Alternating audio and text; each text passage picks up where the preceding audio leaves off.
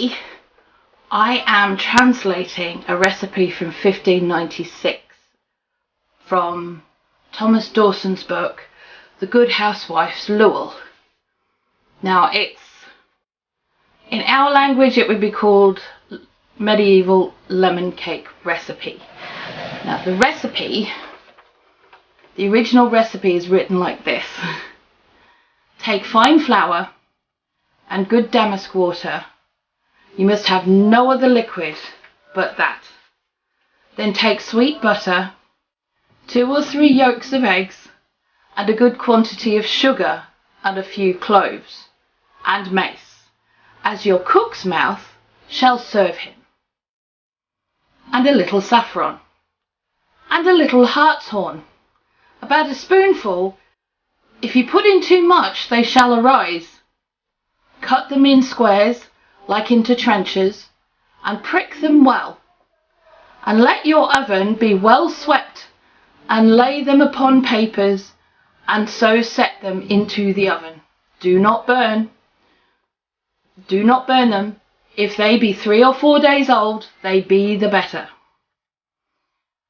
Now, I originally found this recipe on a blog site which I will link to down below, and the woman who runs the blog creates medieval recipes and other recipes from Game of Thrones.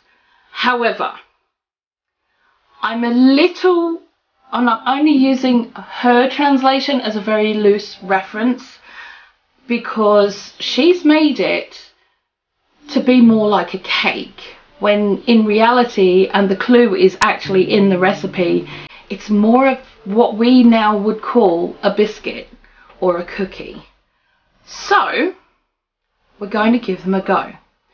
The only thing that I'm going to add to this, because I'm taking it down to my archaeology dig today, as it is, the dig site is 2 years old today, I'm going to be adding some lemon zest, because I think some may get a little confused by the fact that they're called lemon cakes and they only have rose water in them, which is what damask water is. Hartshorn is what was used back in the day, and it was ground up, hartshorn, deer's horn or reindeer's horn, as a precursor to what we now know as baking soda. It is available as ammonium bicarbonate, and it is what is used to make baking more crispy. So again, another clue that these aren't really a cake, because they don't want them to arise. You don't want to put too much in, right? It also doesn't leave a bicarb aftertaste. I'm just letting you know that for future. So we're going to get on with these. I'm still on my PJs, hence the apron, and we're going to give this a really good try.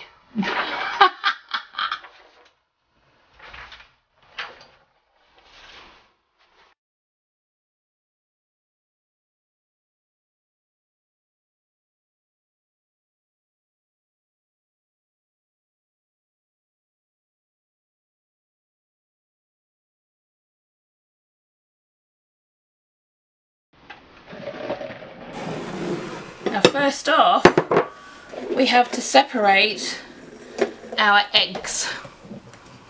This is going to be fun. So we only want the yolks, we don't want the whites.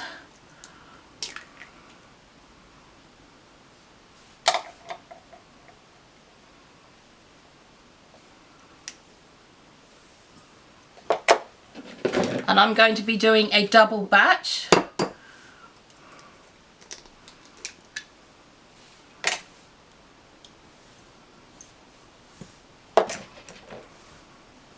So I'm using 6 eggs, as these are fairly small ones.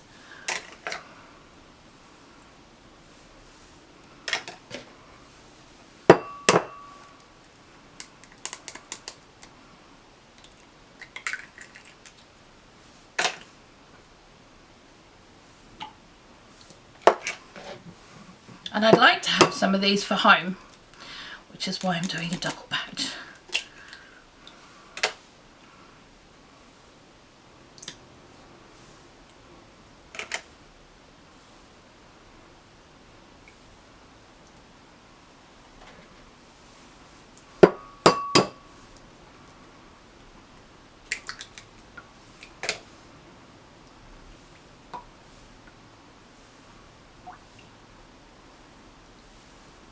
There we go. Right, let's go wash off these hands. In hers, she says 3 tablespoons of butter. I'm going to use half a cup. Well, half of my cup. I'm using this cup. So we're going to do that.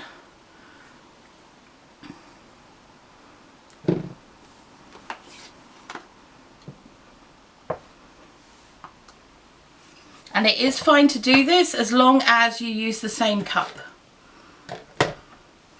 So there we go, there's all that. And we want the sugar. Now she says a heaping 1/4 cup. So again, I'm going to use a half a cup of my cup of sugar.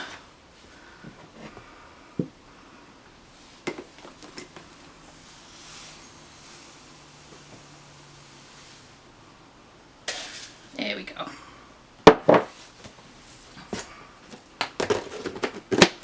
And we want to cream those together. Although I don't... We'll just do it. Let's just do it.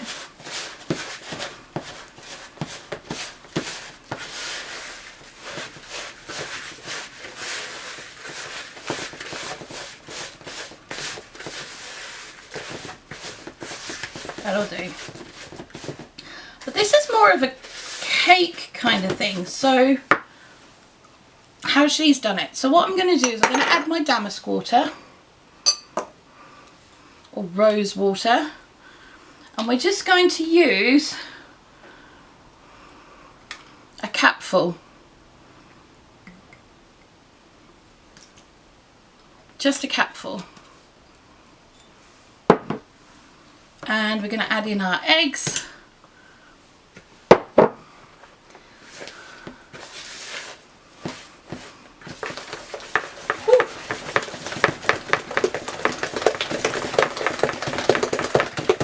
There we go. All nicely mixed in. Now, we want to add in our hartshorn, but you don't want enough to make things rise, apparently. So we only want to add in about half a teaspoon or a teaspoon. Nothing massive.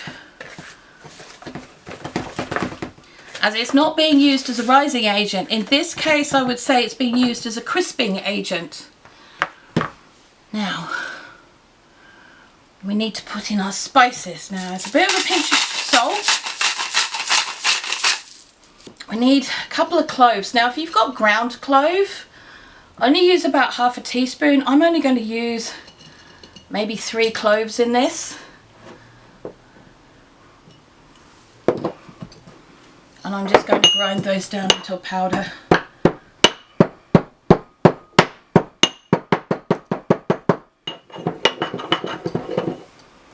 Get back in there.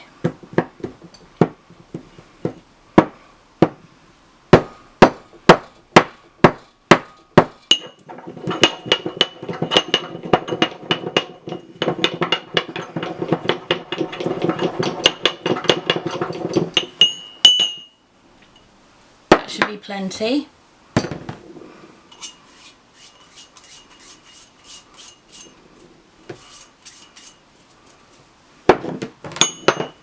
And we're also going to use some nutmeg rather than mace because I don't actually have any at the moment. So we're going to grind a half a nutmeg into here.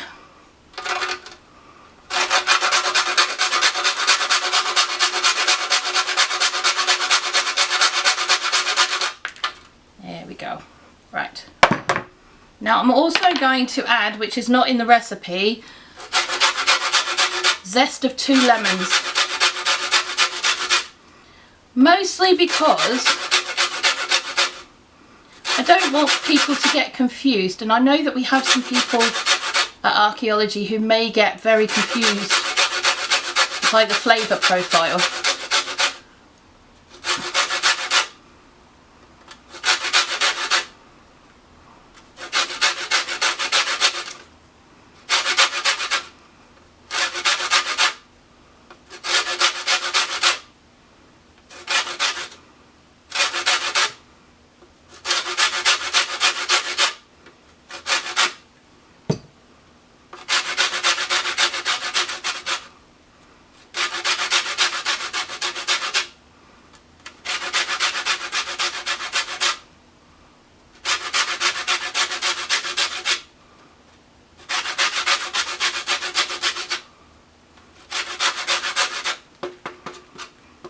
There we go.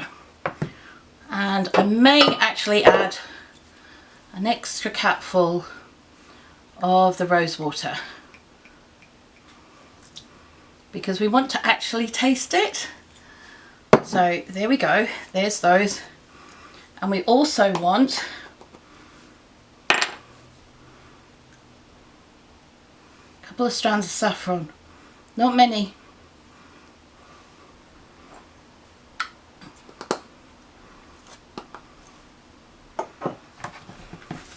And we'll just mix all that together like that. Now we need to add our flour. In here she said 1 1/4 cup. So I'm going to do 2 cups and see where our batter lies.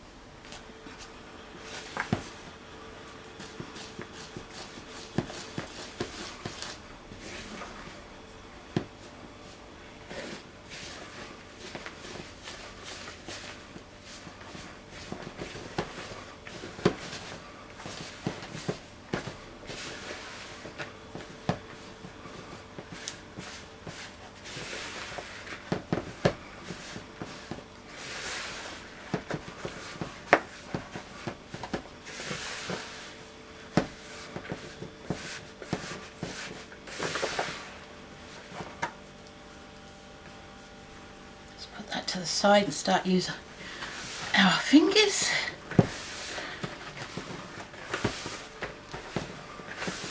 There we go. Now the next bit to do is have a floured surface so we can roll this out. Ta-da! We're supposed to roll this out, but I don't actually know offhand where my rolling pin is, so we're just going to flatten it with our hands.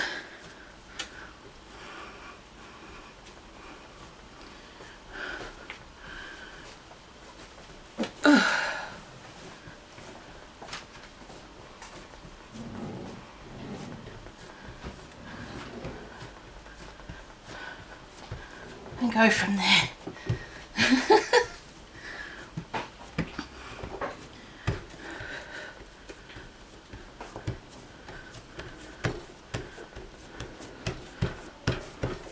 Now we want it about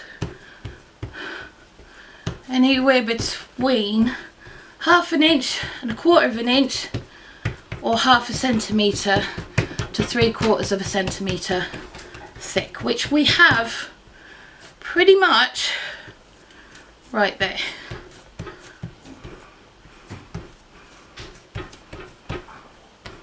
Now the next thing it says to do is to cut it in squares, which is going to be fun because this is not a square. But we're going to do the best we can and then make up the rest with the rest of the dough. So that one, we've got this one, that one, that one. Right, so I'm going to make them around about 5 centimetres or 2 inches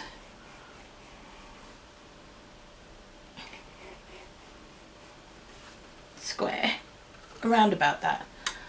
I want this to be fairly rough because you have to remember back in the day it would have been incredibly guesstimated and rough, and they would have used what they had and not had a lot of fancy pants equipment at their disposal. So we're just going to put in a little couple of fork marks because it says to prick it.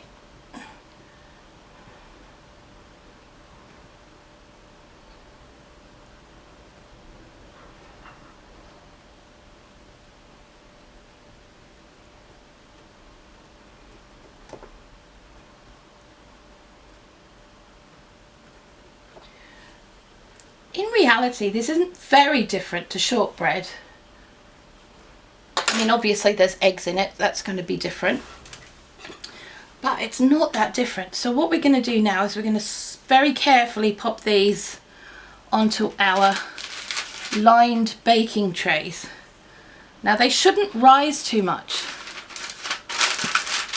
or they shouldn't spread out too much either.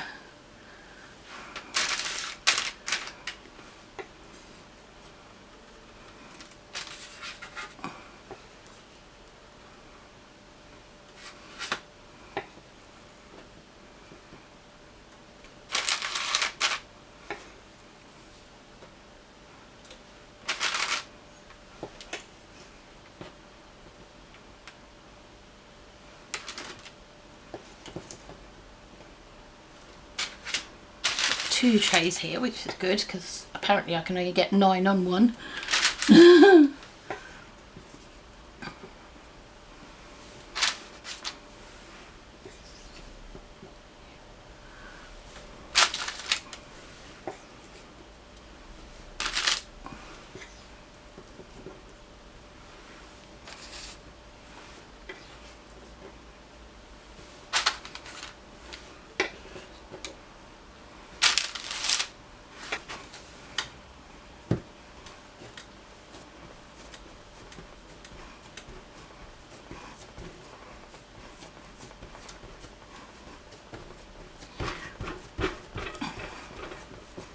Now I know these don't look like cakes, but not how we know them. But back in 1596, cake was a generalised term for any sweet baked treat. So whether it was what we know as a biscuit or a cookie or a cake or whatever the fancy pants names are for them now, back in the day it all would have been classed as cake.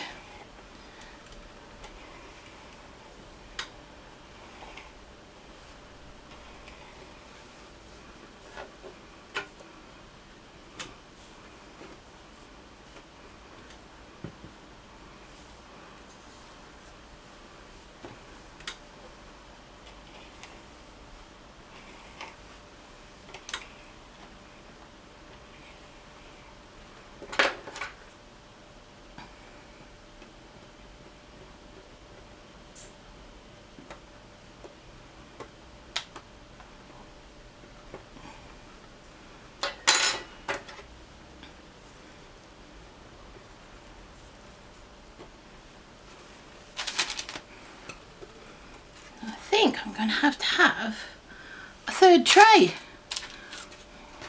I see no issues with this. Right, let's get a third tray. Let's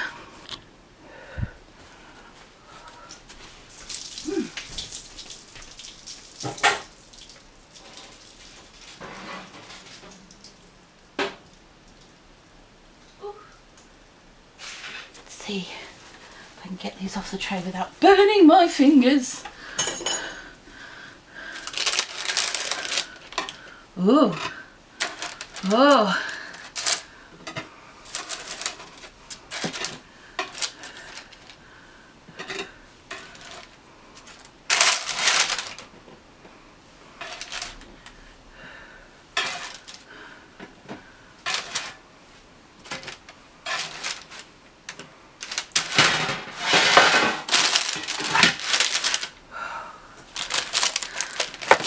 These are very hot. Please use a cloth and other important safety equipment when getting them out the oven. Whew. There's an interesting smell. Now whether that's the oven because we've cleaned it, I know that Tanny put the oven on, so we've burnt off most of the chemicals. I don't know. Or if it's something that's actually in the cookie. Now it could be something that's actually in the cookie. Cake. I'm hoping not. There's a very odd smell. Hang on. Ooh. Oh my god. Oh my god!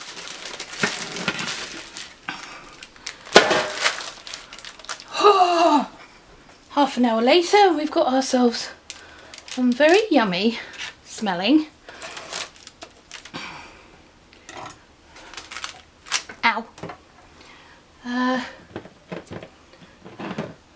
Replicas, or my translation of a medieval recipe for lemon cakes. Now, as you can see, they have turned out rather biscuit-like. Now that would be, as I've said, I'm pretty sure I mentioned before, that in medieval terms, cake was anything that was sweet and baked. It didn't matter. They didn't care whether it was some fancy name for this or that or whatever. It was cake. And if it was savoury, it was more likely to be bread or pie. And that was pretty much it, you know. So that's fun. Okay, so there we go. Oh, I can't say I'm upset about that. I'm quite chuffed, really. I suppose we're going to have to try them now, you know, because science. It is now 8:30 and I have to get dressed. I've had no breakfast. So, you know, because I'm going to take one for the team here for science, you know. And we're going to try these medieval lemon cakes. Now this one is one of the first batch, you know, so we're going to try it. Ooh.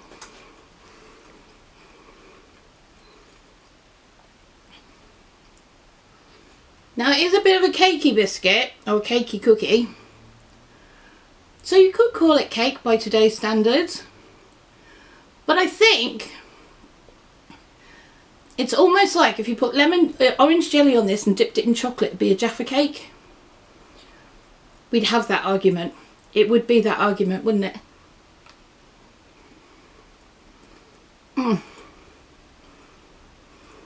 But, oh my god, these are amazing.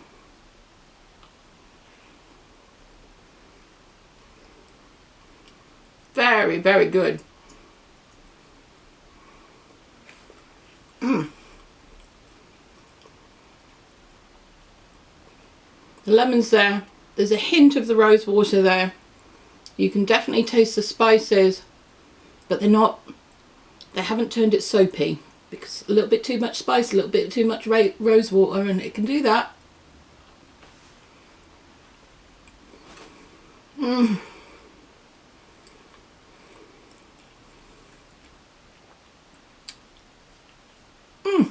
Right, they're on the list for making again. They absolutely are. So I'm going to leave some of these at home, take some of them with me, and we're going to call it a good day. Now, if you guys want to see me do more recipes where I translate historical recipes into food that we can eat today,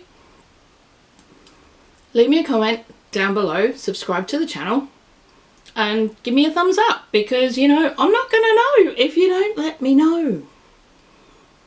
So, yeah, I better go get dressed and tootle off and see if anybody else likes them. See you later, guys.